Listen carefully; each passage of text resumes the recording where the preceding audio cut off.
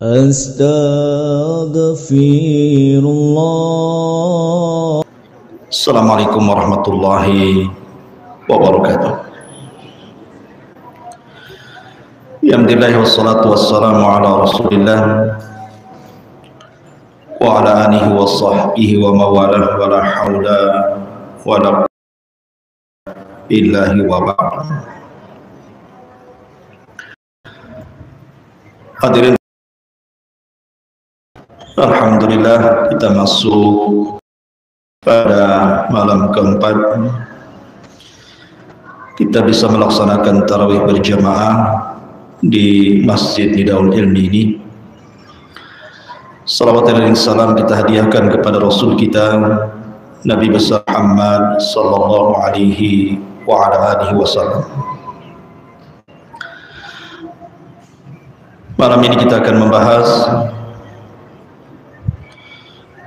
satu akhlak Nabi sallallahu alaihi wasallam, dan tentu akhlak Rasul sangat layak kita contoh, terutama di bulan Ramadan. Kita tahu bahwa akhlak itu 2/3 daripada ilmu. Makanya Abdullah ibn Mubarak rahimahullahu ta'ala dia mengatakan talabtul adaba 30 sanatan wa talabtul ilma 20 sanatan. Aku belajar adab, belajar akhlak itu selama 30 tahun, dan aku belajar ilmu selama 20 tahun.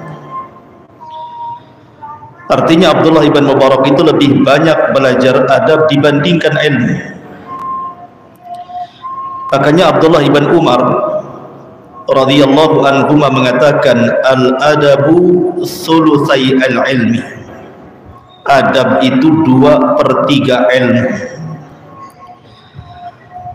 Artinya kalau orang hanya belajar saja, mencari kecerdasan dan pengetahuan tanpa berusaha untuk beradab, berarti hilang 2/3 ilmu padanya. Makanya Imam Syafi'i rahimahullahu ta'ala ketika masih kecil,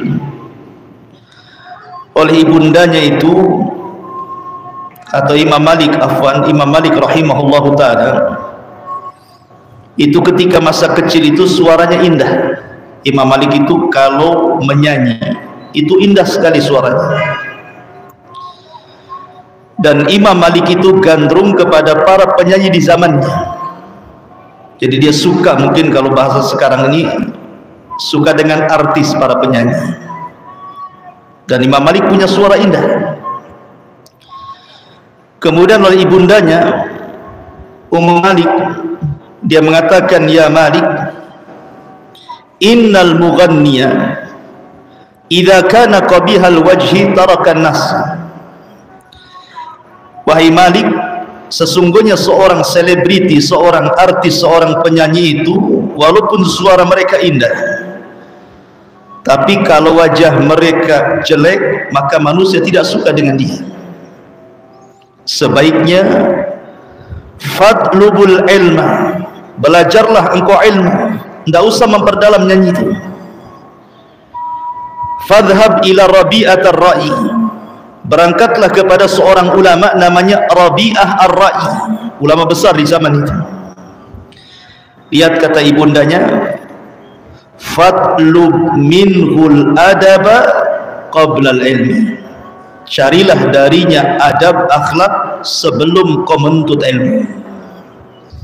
Lihat bagaimana ibundanya Imam Malik mengarahkan kepada Imam Malik untuk belajar adab sebelum ilmu,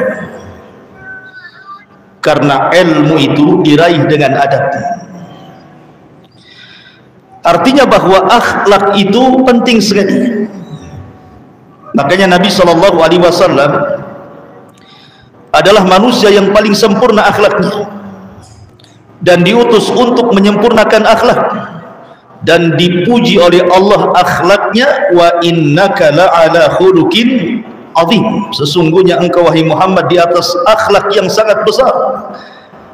Laqad kana lakum fi rasulillahi uswatun hasanah, sungguh ada pada jati diri Rasul akhlak yang baik.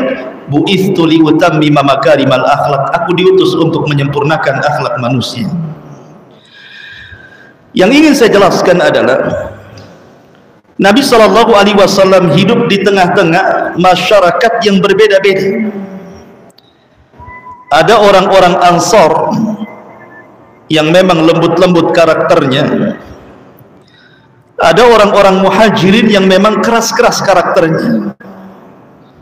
Belum lagi dihadapkan dengan orang-orang Yahudi, belum lagi dihadapkan dengan orang-orang Nasrani, sehingga Rasul harus cerdas menghadapi berbagai macam karakter manusia, belum lagi orang-orang kafir Quraisy gitu ya.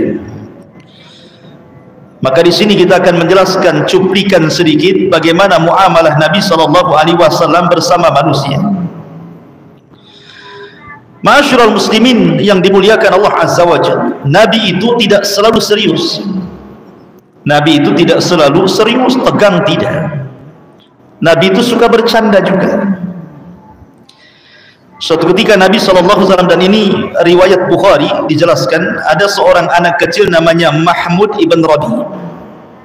Anak-anak namanya Mahmud ibn Rabi. Jadi suatu ketika wudu di samping Nabi SAW, kemudian Nabi SAW memasukkan, ketika kumur-kumur, memasukkan airnya ke mulut, disemburkan ke mukanya. Kemudian Rasul tertawa. Coba antum buat kayak gitu.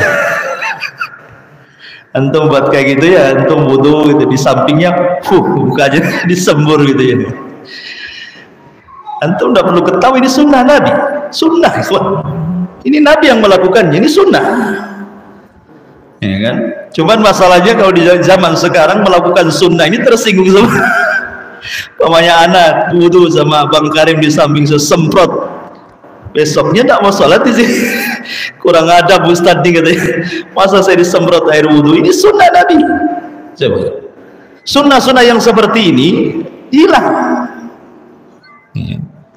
Bahkan sekarang ini kalau menggunakan sunnah ini lihat-lihat orang. Mungkin kalau saya nyembur mungkin kuranglah tersinggungnya kan, segan sama Ustadz kan. Coba antum sesama antum mungkin kelahi itu di kamar wudhu. Mungkin semprot-semprotannya, tapi ini sunnah Nabi. Ya. Nabi bercanda kan di sini. Luar biasa, Nabi itu tidak tegang terus, tidak, juga terkadang dia bercanda. Kemudian juga Anas ibn Malik radhiyallahu an, Anas ibn Malik radhiyallahu an, suatu ketika Anas ini masih kecil, karena dia membantu Nabi SAW itu di usia 10 tahun. Ibundanya Anas ibn Malik, Rumaisah bintu Milhan, itu menikah dengan Abu Talha, maharnya Islam. Karena Abu Talha itu kafir, suka dengan ibunya Malik ibn Anas ibn Malik. Walaupun Abu Talha ganteng orangnya, kaya orangnya, terpandang orangnya, tapi dia kafir, ditolak oleh Ummu Anas ini. Kemudian mensyaratkan, kalau engkau ingin menikahi aku, maka maharnya keislamanmu. Makanya kemudian dia masuk Islam, dan itulah mahar pernikahan Abu Talha dengan Rumaisah bintu Milhan, Ummu Anas ibn Malik radhiyallahu anhu. Makanya Anas itu berbangga dengan ibunya. Tidak ada wanita yang lebih mulia maharnya melainkan mahar ibundanya. Lah Abu Talha radhiyallahu anhu dari pernikahan istri yang lamanya, sebelum menikah dengan Anas ibn Malik ini, punya anak kecil, lebih kecil dibandingkan Anas bin Malik. Ya mungkin usia 5 atau 6 tahun gitu. Namanya Abu Umair. Walaupun masih kecil sudah dipanggil Abu, karena memang kunyah itu hukumnya sunnah dalam Islam. Tapi di zaman sekarang gara-gara para teroris namanya belakangnya Abu-Abu, makanya kadang-kadang mau kenalan pakai Abu itu disangka kawan-kawan teroris gitu. Sampai di Bengkong itu Pak RT bilang, kalau ingin tahu gang Abu-Abu, sebelah sana itu Abu semua namanya. Sampai disebut gang Abu-Abu karena Abu Humairah, Abu ini, Abu Abu di situ, sampai dibilang gang Abu katanya. Tapi dalam Islam kunyah itu sunnah. Namanya Abu Umair, masih kecil loh, 7 tahun dia disebut Abu Umair. Lah Anas bin Malik ini kan kakaknya. Suatu ketika Abu Umair itu kan punya peliharaan burung pipit, kemudian diberi nama Nugair. Artinya boleh kita ini kalau punya peliharaan dikasih nama, nggak apa-apa.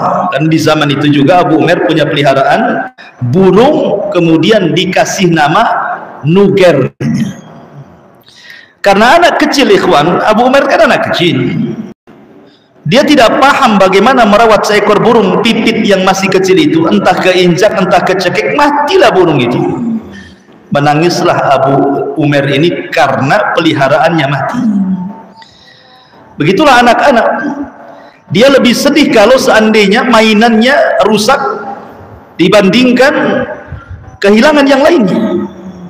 Kalau anak-anak kan paling sedih kalau mainannya rusak gitu ya. Nangislah Abu Umair.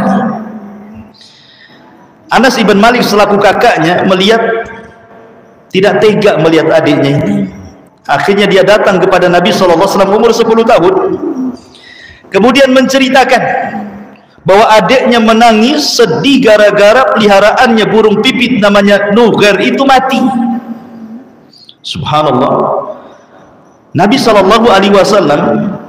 datang kepada Abu Umair untuk takziah gara-gara kematian burung. Coba, burung mati Rasul takziah.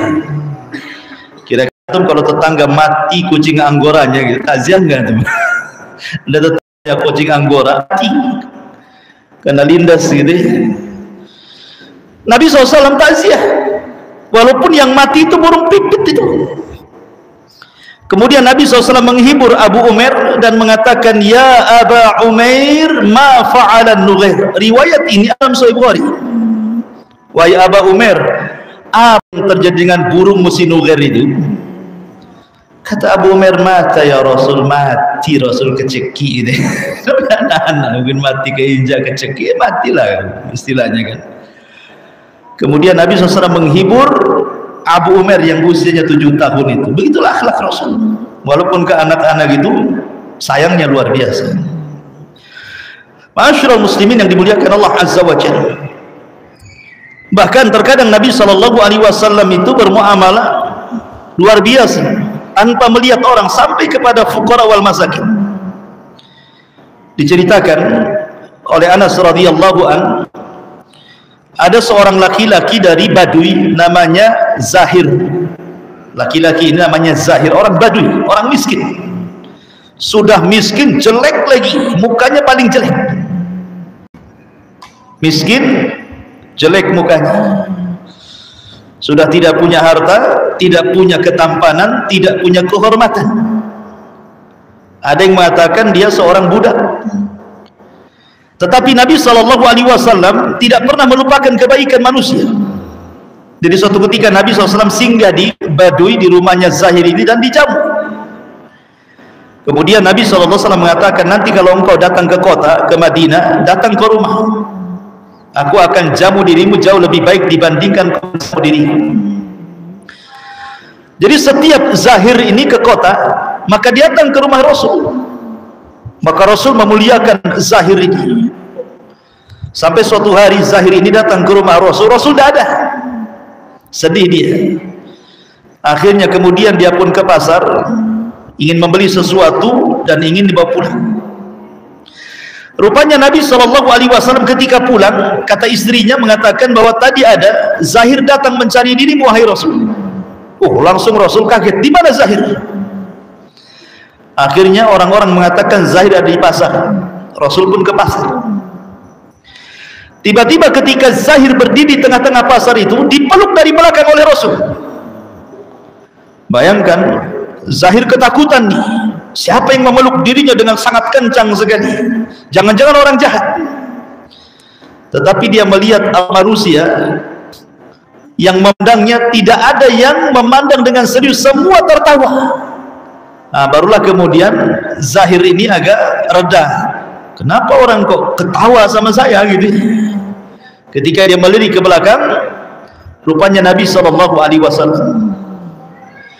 Kemudian Nabi SAW mengatakan, man yashtari hadal abd, siapa yang mau membeli budak ini, katanya.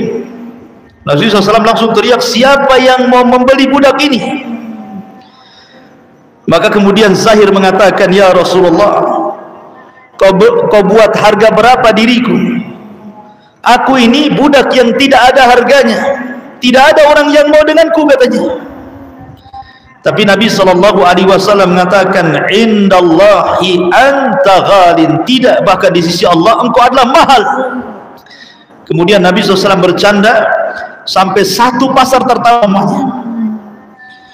Artinya Nabi SAW juga suka bercanda gitu, bermuamalah dengan orang susah gitu ya, senang gitu. Kalau ketemu dengan orang susah, senang dia. Sampai-sampai dicarinya ke pasar dia. Kalau para pemimpin di zaman sekarang ya wallahu a'lam gitu, ada momen-momen tertentu saja mengunjungi orang susah itu ya. Kalau pas momen mau cari suara, datang dia ke ruli-ruli gitu ya, ngasih sumbangan, janjiin jalannya mau diaspal gitu. Gitu ya. Itu aja ya. Kalau hari-hari biasa mana mau nyari-nyari. Ya, itulah beda pemimpin. Nabi memberikan contoh terbaik bagi para pemimpin-pemimpin dunia. Bahkan Nabi SAW itu tahu bermuamalah dengan orang sombong. Nabi akan sombong kalau di hadapannya orang sombong. Tidak mengapa kita membalas sombongan dengan kesombongan. Kalau orang ini sombong, kita boleh sombong lagi supaya meredakan kesombongannya. Ketika Nabi SAW umrah pertama, umrah Hudaybiyah itu kan tidak boleh masuk, dihadang. Kabilah-kabilah yang lain bisa umrah, giliran Nabi SAW dan pasukannya tak boleh umrah pula, karena disangkanya orang-orang kafir Quraisy Rasul itu datang untuk perang. Maka Rasul membuktikan bahwa kedatangan mereka bukan untuk perang, tetapi untuk umrah. Makanya kemudian hadiyu, binatang-binatang sembelihan itu dikumpulkan, bahwa kalau memang saya perang, saya tidak akan bawa binatang hadiyu untuk menyedekahkan penduduk Mekah. Saya datang untuk bersedekah kepada penduduk Mekah. Lihat ini, hadiyu-hadiyu ini, kurban-kurban untuk dikorbankan di Mekah. Sehingga ada salah satu tokoh akhbas ingin melihat betul nggak Rasul itu ingin umrah atau tidak. Belum sampai berjumpa, Rasul sudah melihat binatang-binatang yang akan disedekahkan bagi penduduk Mekah. Dia datang ke penduduk Mekah, demi Allah, kedatangan Muhammad bukan untuk perang. Betul-betul dia ingin ibadah dan bersedekah kepada penduduknya. Tapi Abi Sufyan dan tokoh-tokoh yang lainnya justru tetap menolak, sampai pemimpin Akhbas ini marah dan mengatakan, kalau kalian tidak percaya dengan kabar yang kuhabarkan kepada kalian, aku akan teriak kepada kabilahku, kuusir kalian semua dari Mekah. Akhirnya kemudian diutuslah satu orang namanya Urwah ibn Mas'ud Al-Thaqafi. Orangnya sombong, pemimpin kaum, sombong lagi. Ingin berdialog dengan Nabi SAW. Ketika Rasul dari kejauhan nampak ada Urwah ibn Mas'ud Al-Thaqafi, ini orangnya sombong, pemimpin kaum. Maka Rasul juga ingin menghadapi sombong dengan sombong. Kata Rasul kepada Abu Bakar, kemari, kalian harus duduk berdiri di hadapanku. Akhirnya Abu Bakar, Umar, Utsman berdiri layaknya Rasul seorang raja. Kemudian Mughirah bin Syu'bah langsung di samping Rasul menggunakan baju besi dengan pedang. Kalau dia seorang pemimpin, maka aku juga pemimpin. Nah, gitulah. Nah, dari sini boleh seseorang itu mensikapi orang sombong dengan kesombongan. Ketika datang Urwah itu sudah ngomong tinggi, tinggi sekali ngomongnya.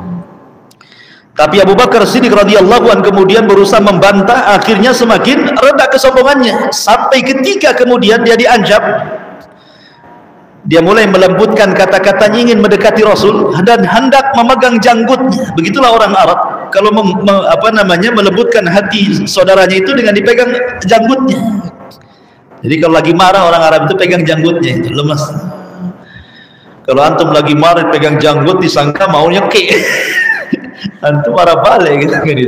Orang Arab begitu, kalau lagi marah pegang janggutnya, lembut dia.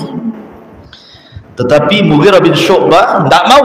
Rambut Rasul disentuh oleh Urwah ibn Mas'ud Al-Thaqafi, diambil pedang sama gagangnya, ditepuk tangannya, jangan kau sentuh janggut Nabi. Dipandangnya Mughirah, kan nggak tahu karena pakai baju besi, pakai helm besi, nggak tahu siapa gitu ya. 2 kali mau menyentuh janggut Nabi, dipukul lagi sama gagang pedang, sampai 3 kali, sampai keempatnya Mughirah mengatakan, kalau kau sentuh keempat kalinya, kau pulang tanpa tangan. Akhirnya Allah mengatakan, ya Muhammad, siapa orang ini? Kasar sekali katanya. Gitu ya. Aku kan delegasi Mekah, kok kasar sekali orang ini. Dia mengatakan dia adalah ibnu ammik, anak pamanmu, Mughirah ibn Syu'bah Ats-Tsaqafi, dari Tsaqaf, cuma dari Tsaqafi juga, dari suku Tsaqaf gitu. Oh, kau Mughirah ya katanya. Kau kurang ngajar sama pamanmu katanya. Mughirah makin marah gitu ya. Tapi dari sini lihat, Nabi SAW bermuamalah dengan orang sombong. Rasul bermuamalah dengan sombong, dibuat sombong lagi. Terkadang perlu gitu ya, orang sombong dibalas dengan kesombongan itu, biar dia tahu siapa dia. Bukan dia saja pembesar itu. Begitulah Nabi SAW. Terkadang Nabi SAW juga dia bisa meredamkan kemarahan orang atau mengetahui bagaimana situasi manusia. Contoh ketika Rasul sakit, Rasul tahu sahabat itu sedang sedih, sahabat sedang memikirkan kondisi dirinya, sahabat yang galau gitu. Maka Nabi SAW ketika dia sakit, dia memerintahkan Abu Bakar untuk mengimami manusia. Lihat, Rasul tidak memerintahkan Umar, padahal sudah disarankan oleh Aisyah. Rasul Umar saja, kata Aisyah. Kata Rasul, tidak, Abu Bakar. Rasul tidak memerintahkan Utsman, Ali atau sahabat yang lainnya. Rasul tahu bahwa dalam posisi seperti ini harus Abu Bakar tampil. Dalam posisi umat sedang galau, sedang sedih, sedang bingung, harus ada sosok penggantinya. Makanya Nabi SAW mengatakan kepada Aisyah radhiyallahu anha, muru Abu Bakrin bi an yusalliya bin nas, perintahkan Abu Bakar salat mengimami manusia. Karena Rasul tahu posisi Abu Bakar di mata para sahabat, untuk menghibur para sahabat. Karena memang kondisi Rasul SAW sangat menyedihkan, sudah sakit berhari-hari dan tidak bisa bangun. Itulah Rasul tahu bagaimana bermuamalah dengan para sahabat dalam situasi tertentu. Ya. Ma'asyiral muslimin yang dimuliakan Allah Subhanahu wa taala, termasuk juga Rasul tahu bermuamalah dengan orang yang keras hatinya. Jadi ketika Nabi SAW sedang menggendong Hasan dan Husain, anak kecil gitu, cucu Rasul, diciumi sama Nabi. Adalah orang Badui datang kepada Rasul dan mengatakan, Rasul, saya itu punya 10 anak, tidak pernah saya cium mereka. Maka Rasul mengatakan, jangan, ciumlah anak-anak, jangan sampai hatimu tidak ada rahmat. Irhamu man fil ardi sayarhamukum man fis sama. Kasihi orang yang di bumi, maka yang di langit akan memberikan kasih sayang kepada. Jadi Rasul bagaimana tahu gitu ya, orang ini keras gitu. Sama seorang laki-laki yang datang kepada Rasul minta nasihat. Rasul tahu karakter ini, orang ini suka marah, suka emosi. Maka Rasul mengatakan, ketika mengatakan ausini ya Rasul, minta wasiat aku wahai Rasul, kata Rasulullah, takut, jangan marah, jangan marah kau ya. Kemudian orang ini mengatakan yang lain lagi, Rasul, kata Rasul, jangan marah. Rasul wasiat yang lain lagi, kata Rasul, jangan marah. Tetap jawabannya jangan marah, jangan marah, jangan marah gitu ya. Karena Rasul karakter orang ini tahu, memang dia tukang marah. Maka itu yang ditekankan Nabi SAW. Artinya bahwa Nabi SAW ketika menghadapi orang itu memang tahu situasi gitu ya. Bagaimana cara menghadapi orang-orang kafir, bagaimana cara menghadapi orang-orang musyrik, bagaimana cara menghadapi para sahabat, bagaimana cara menghadapi karakter tertentu. Dan itu akhlak kesempurnaan Rasul, sehingga wajar Nabi SAW memberikan pendidikan kepada para sahabat. Tidaklah Rasul wafat kecuali Nabi SAW sudah mempersiapkan 2000 lebih pemimpin kaum muslimin, pemimpin dunia 2000. Kata ulama sejarah itu, tidaklah Rasul wafat kecuali Rasul sudah mengkadar 2000 lebih pemimpin. Jangan cerita 2000. Khulafaur Rasyidin saja, Abu Bakar, Umar, Utsman, Ali, hanya 4 orang saja, sepertiga dunia sudah dikuasai kan? Itu 4 orang tuh. Kemudian al-asyaratul mubasysyiruna bil jannah, 10 sahabat yang dijanjikan masuk surga. Ini bukan pemimpin Arab kelasnya, pemimpin dunia, ikhwan. Bukan pemimpin Arab, pemimpin dunia. Di zaman Umar sudah sampai ke Persia, ke Romawi kan gitu ya. 10 sahabat saja sudah bisa menguasai dunia. Gimana 2000? Kalau seandainya para sahabat ini hidup semua sampai sekarang, mungkin dunia ini menjadi muslim semua, ikhwan. Makanya sering saya katakan, kalau ada orang bicara tentang ilmu parenting, nggak perlu kita bicara tentang ngambil dari barat itu. Rasul itu sudah mengajarkan bagaimana ilmu parenting terbaik di dunia, sehingga Rasul tidaklah wafat kecuali sudah ada generasi yang meneruskan Rasul. Apapun yang dihajatkan manusia ada di tengah-tengah para sahabat. Didikan siapa mereka? Sahabat. Rasul yang mendidik mereka. Oh, itulah Nabi SAW hebatnya luar biasa mendidik generasi terbaik umat ini, menciptakan para pemimpin-pemimpin dunia. Jadi tidak perlu khususlah kepemimpinan itu ke barat, dapat cukup kepada Nabi SAW dan para sahabatnya. Mereka mengajarkan bagaimana menjadi pemimpin terbaik bagi umatnya. Subhanaka wa bihamdika asyhadu an la ilaha illa anta astaghfiruka wa atubu ilaik. Allahu ta'ala alam. Assalamualaikum warahmatullahi wabarakatuh.